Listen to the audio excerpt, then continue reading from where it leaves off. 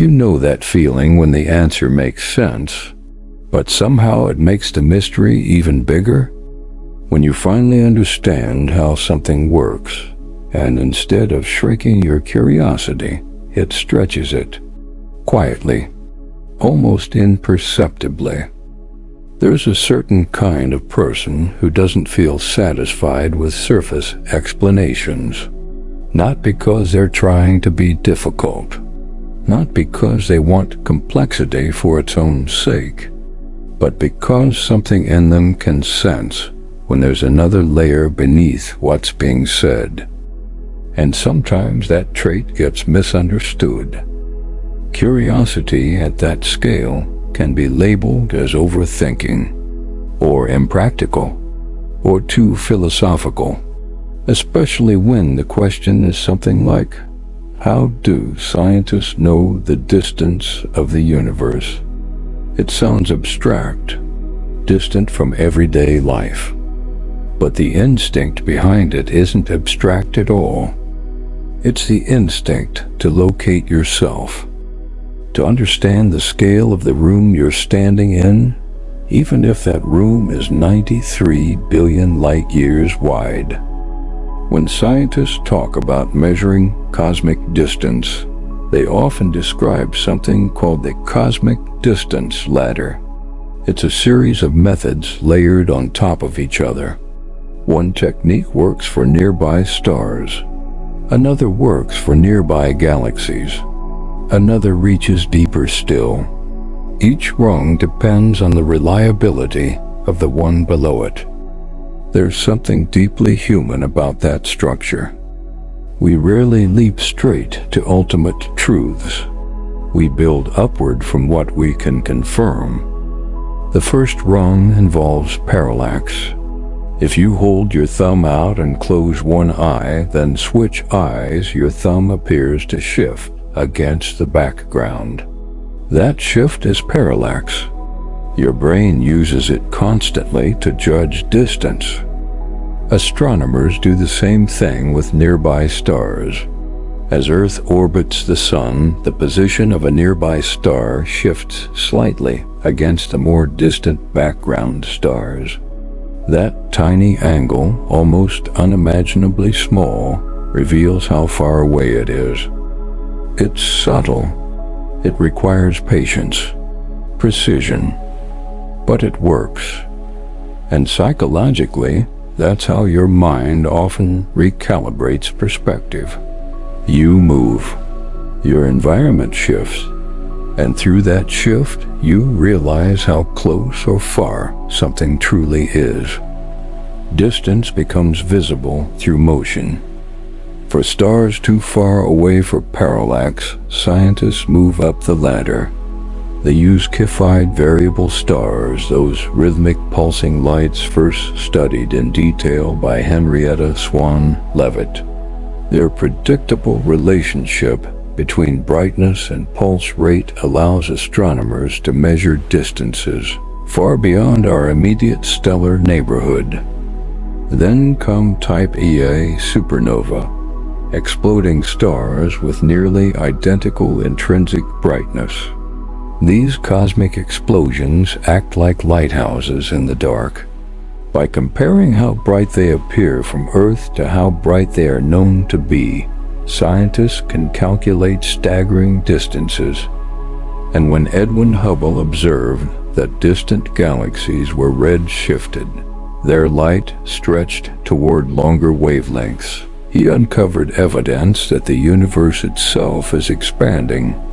The farther a galaxy is, the faster it appears to be moving away from us.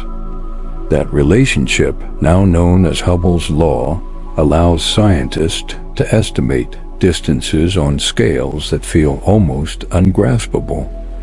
But here's where it becomes less about astronomy and more about you. Because every one of these methods depends on trust and patterns. The human brain is wired to detect patterns. The visual cortex identifies shapes and movement. The auditory cortex identifies rhythm. That prefrontal cortex searches for consistency across time. We are constantly building internal models of the world, predicting what should happen next. When those predictions hold, trust builds. When they break, curiosity intensifies. Science is not separate from this process. It's a refined extension of it.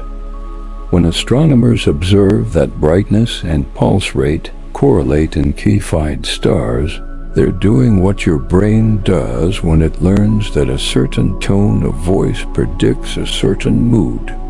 When they notice redshift increasing with distance, they're mapping a consistent relationship.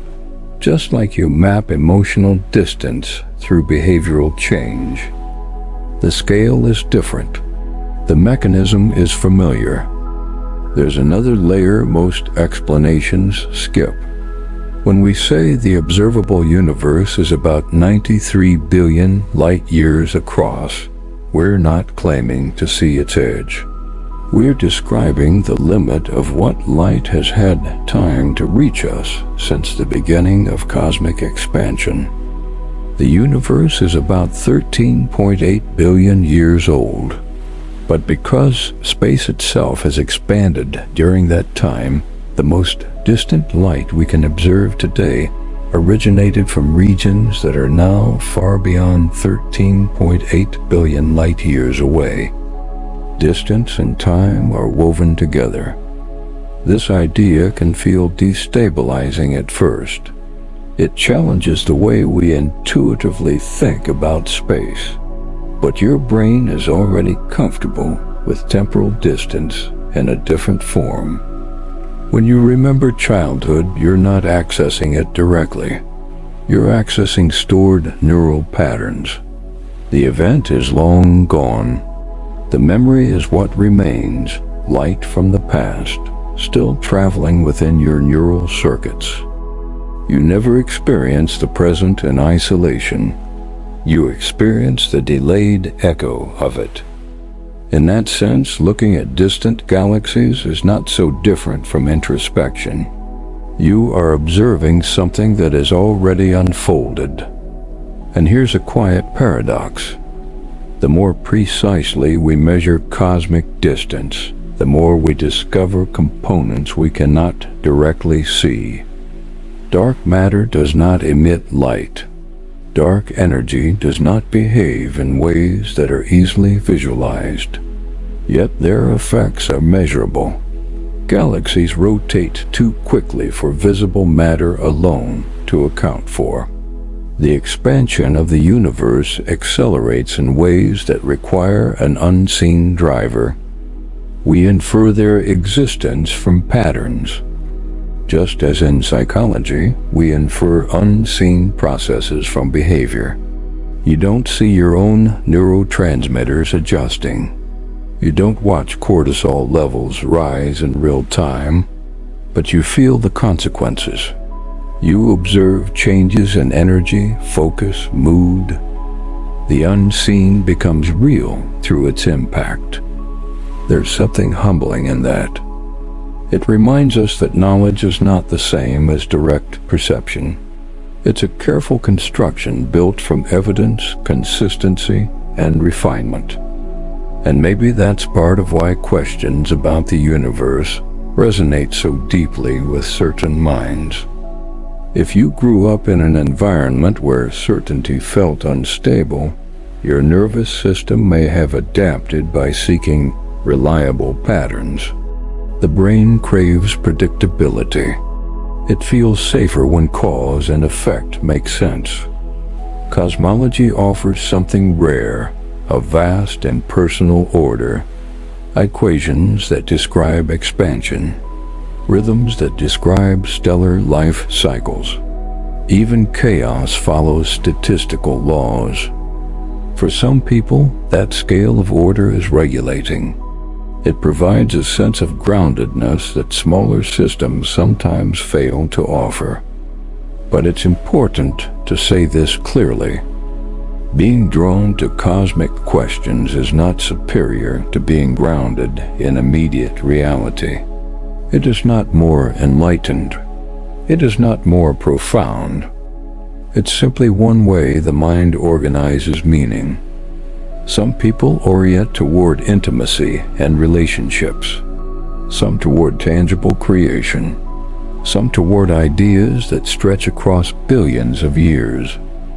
Different nervous systems find stability in different anchors. And here's the counterintuitive layer. Understanding the vastness of the universe can make you feel both insignificant and deeply connected at the same time. Neuroscientific studies on awe show that when people contemplate immense scales, like mountains or galaxies, activity decreases in brain regions associated with self-focus. The sense of me softens. For some, that feels like loss. For others, it feels like relief. If you've ever felt calm under a star-filled sky, it might not be because you solved anything. It might be because the pressure of self-importance temporarily dissolved. The universe didn't shrink you. It redistributed you. And yet there is a quiet cost to living with this awareness. Once you understand that the light from a galaxy has traveled billions of years to reach you, everyday frustrations can feel strangely small, but also strangely fragile. The awareness of impermanence becomes sharper. Civilizations rise and fall in cosmic seconds. That perspective can bring clarity. It can also bring a subtle loneliness, because not everyone wants to think at that scale. And that's okay. Different minds require different focal lengths. What matters is recognizing that your fascination with cosmic distance is not random.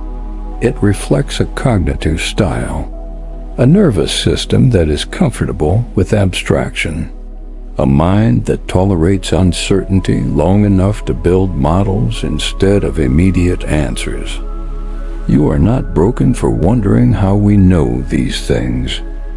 You are not naive for feeling both amazed and unsettled by the numbers. The story of how scientists measure the universe is not a story of domination.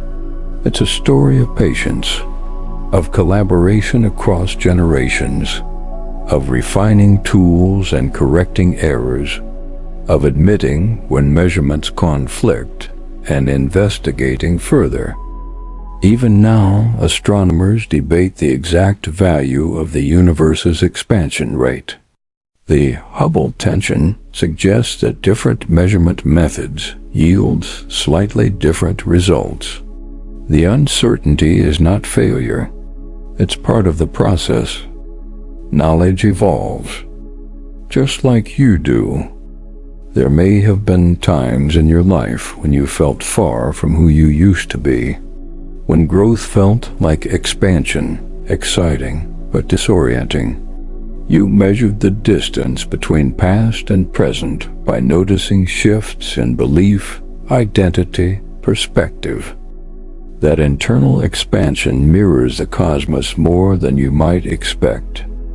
Space stretches, galaxies drift, light travels, and here you are, a configuration of atoms forged in ancient stars, asking how far it all goes. That question alone says something meaningful.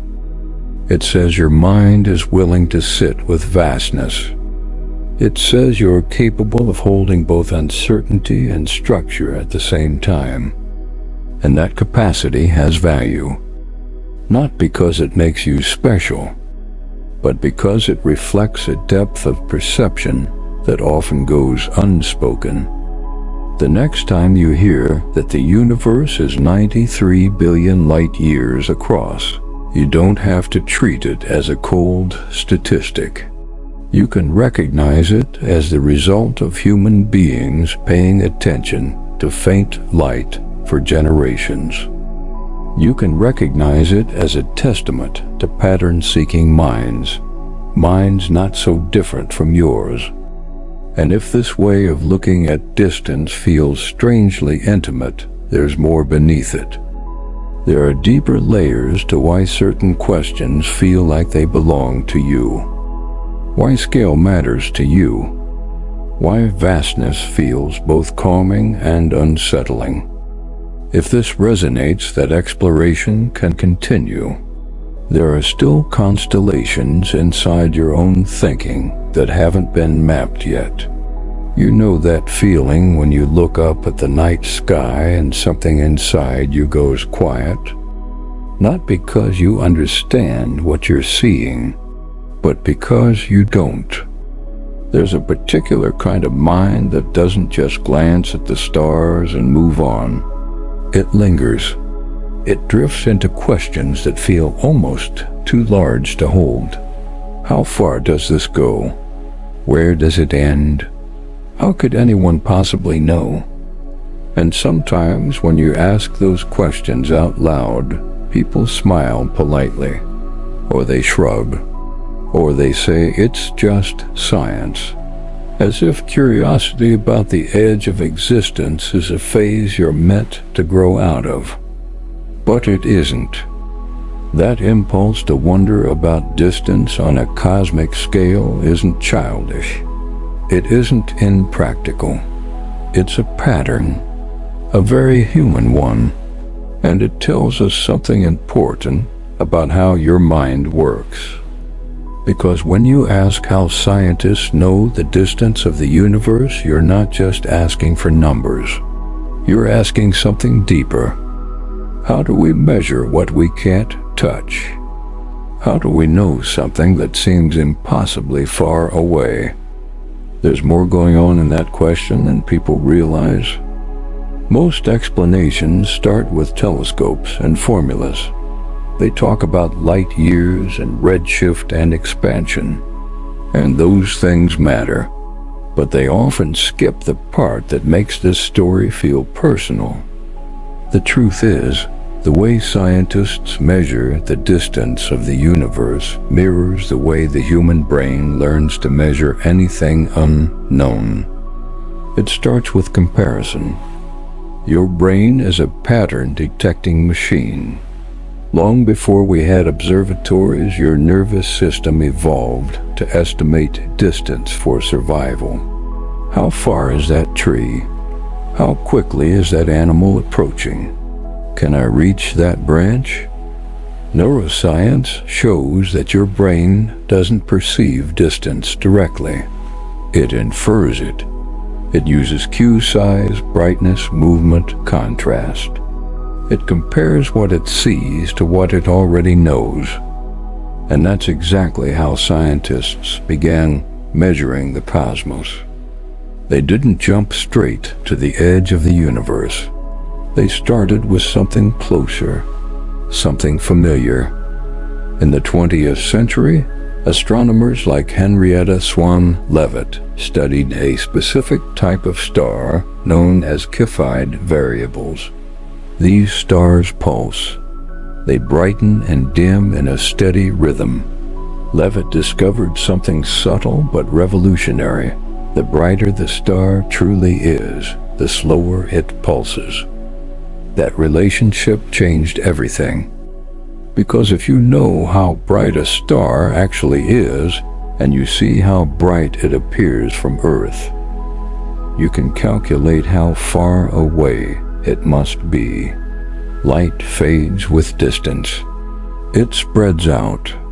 The dimmer it looks compared to its true brightness, the farther it is. It's not so different from hearing a voice in the dark. You can't see the person, but you can sense whether they're across the room or down the hallway by how faint they sound. The universe speaks in light, and scientists learned to listen. Later, astronomers like Edwin Hubble noticed something even stranger. When he studied distant galaxies at the Mount Wilson Observatory, he found that their light was stretched toward the red end of the spectrum. This redshift wasn't random. The farther away a galaxy was, the more its light was shifted. That stretching happens because the universe itself is expanding. Space isn't just holding galaxies, it's growing between them. As light travels through that expanding space, its wavelength stretches too. So by measuring how red the light is, scientists can estimate how fast a galaxy is moving away. And from that speed, they can estimate its distance. Again, it's inference, pattern, relationship.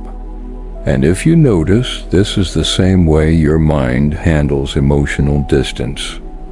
You rarely measure how close you are to someone directly. You look at signals, tone of voice, response time, body language, the subtle stretching or shrinking of connection. Your brain reads shifts and translates them into meaning. Distance, whether cosmic or emotional, is something we learn to sense through change. As measurements improved, scientists began using even more powerful standard candles, supernova explosions that shine with predictable brightness. Telescopes like the Hubble Space Telescope and the James Webb Space Telescope have allowed astronomers to see light that has been traveling for more than 13 billion years. That number feels abstract, but think about what it means. When you look at a galaxy 13 billion light-years away, you are not seeing it as it is. You are seeing it as it was. The light left before Earth even formed, before there were oceans, before there was oxygen in the atmosphere. You are looking into the past. And here's where the psychological layer deepens. Your brain also works in delayed light. Neuroscience shows that your conscious awareness lags slightly behind reality. By the time you register a sound or a sight, milliseconds have already passed. You are always experiencing a slightly delayed version of the world.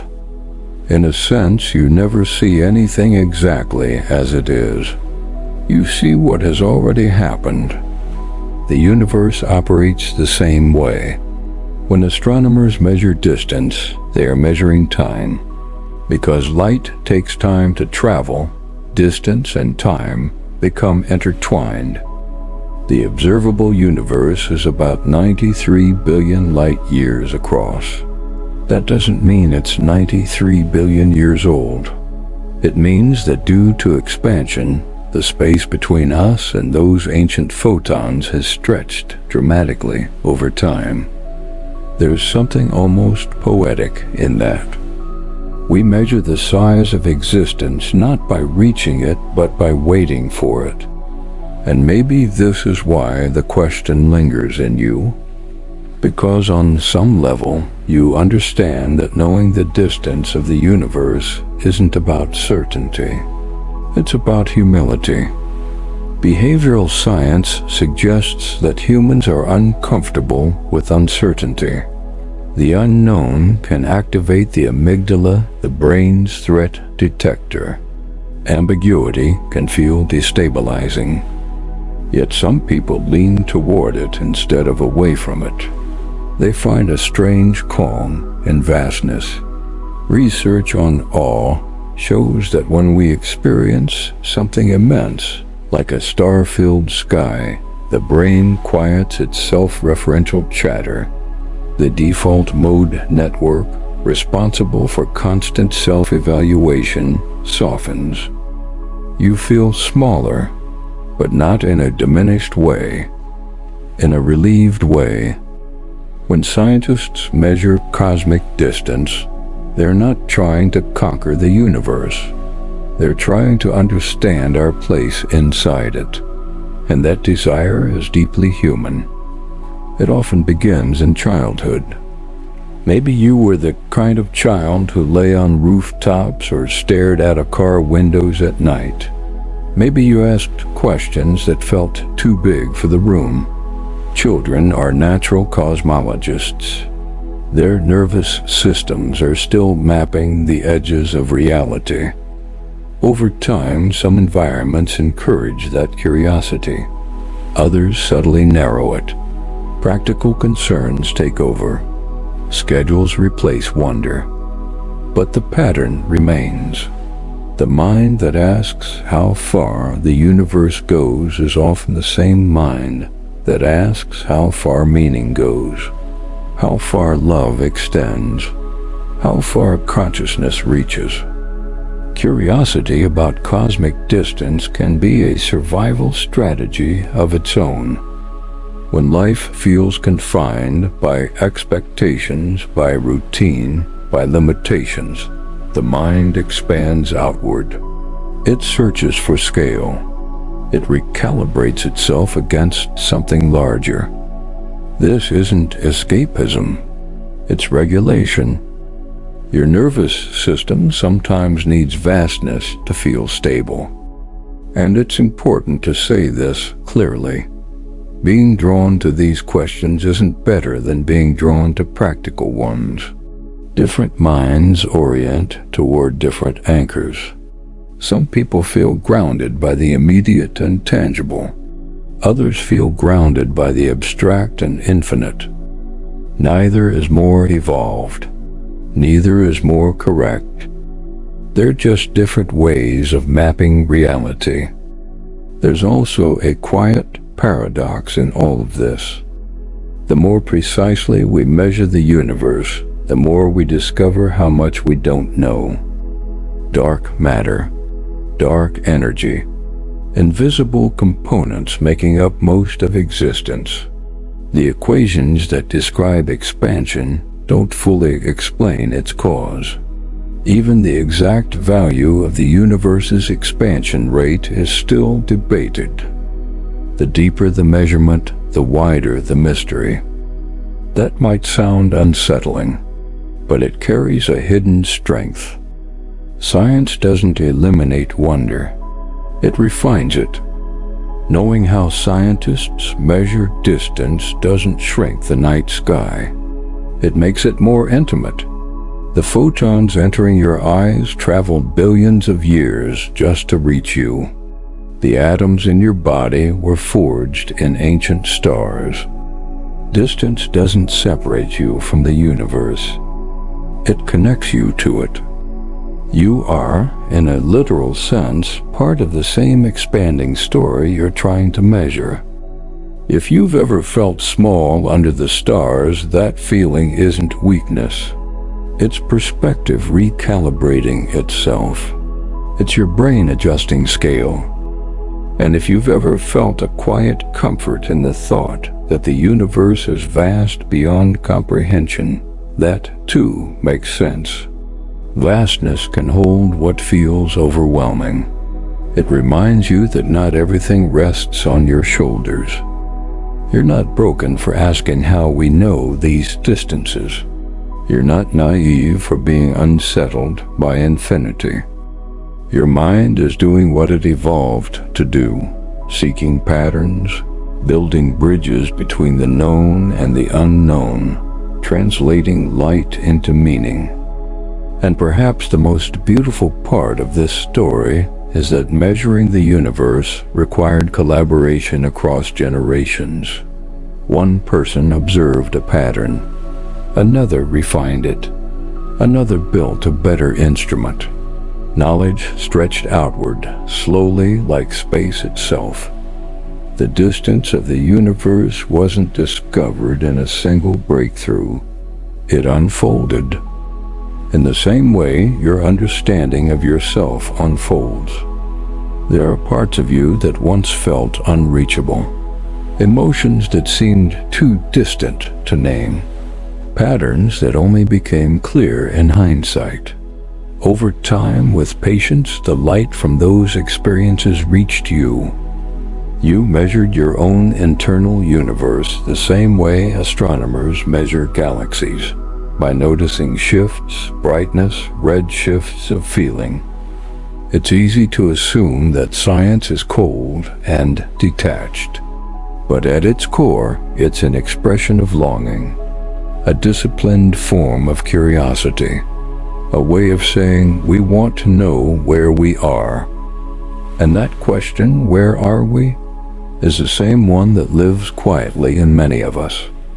So when you look up and wonder how anyone could possibly measure something so immense, remember this: we didn't measure it by overpowering it. We measured it by paying attention, by noticing patterns in light, by trusting that faint signals carried information. That's something your own mind does every day. If this way of seeing the universe feels strangely personal, there's a reason for that. The outer cosmos and the inner one are not separate pursuits. They're reflections of the same instinct to find orientation in vastness. And there's more to explore about that instinct. More about why some minds seek infinity while others seek immediacy. More about what that says about how you're wired. If this resonated, that exploration doesn't have to end here.